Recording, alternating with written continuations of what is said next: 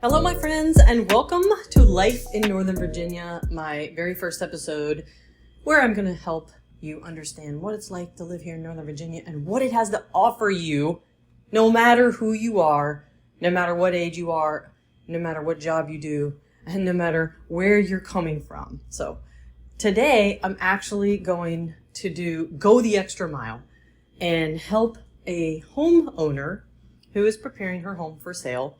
And we have been through a lot already. When I first entered the home, I realized that, the carpet hadn't been replaced in 30 years. But beyond that, there were a lot of roaches. And there were a lot of rats. And they had 5 dogs and 1 bird and multiple people living in the home. And it wasn't that I was disgusted. It wasn't that at all. It was like, wow, we've got a lot of work to do. And she doesn't have any help. So my goal is to really go the extra mile for her, and not everyone needs this. So this morning, I'm renting a U-Haul truck, a 10-foot U-Haul truck, and I'm going to pick it up, drive it to her house. Hired 2 guys from U-Haul, and we're going to move a ton of boxes, a ton of furniture into a storage unit. Step 1 of clearing out her house. Of course, we already had pest control in there to give their monster roach removal process, which I have chosen not to detail on my Facebook page, but I might because, this is not something that just she has. This is something that people have, and they have to deal with mice, rats, roaches, bugs, bees, wasps, everything that infests in your walls. I mean, the thermal imaging finds infestations behind people's walls all the time. You just don't know they're there. Basically, today's episode is about a helper mentality.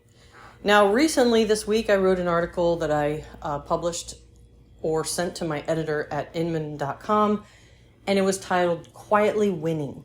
Because if you're out in the news at all, you've probably heard of the term quietly quitting, which does not mean that you're out there or anyone's out there quitting their job. It means they're simply pulling back, taking more time for themselves, had less engagement, less motivation in their job, doing only what you will get paid for, bare minimum. Basically, you're withdrawing from your actual position of your job in your career and with the people that you work with because you simply are burned out. But if you do that as a real estate professional, you're basically guaranteeing that you will not have a job in probably 3 to 6 months.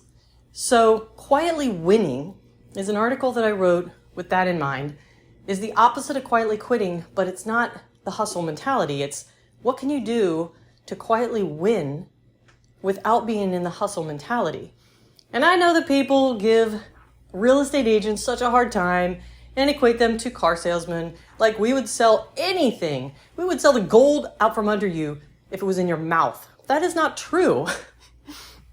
Some of us are that good at negotiating, but that is not true. And by the way, if we are, you damn sure should hire us. Quietly winning is about the helper mentality. And actually in the article, I call it the helper culture. And today is an example of that. Not to prove the article, but simply because this woman needs help. She doesn't have a lot of family. I actually sold her multiple cousins' home.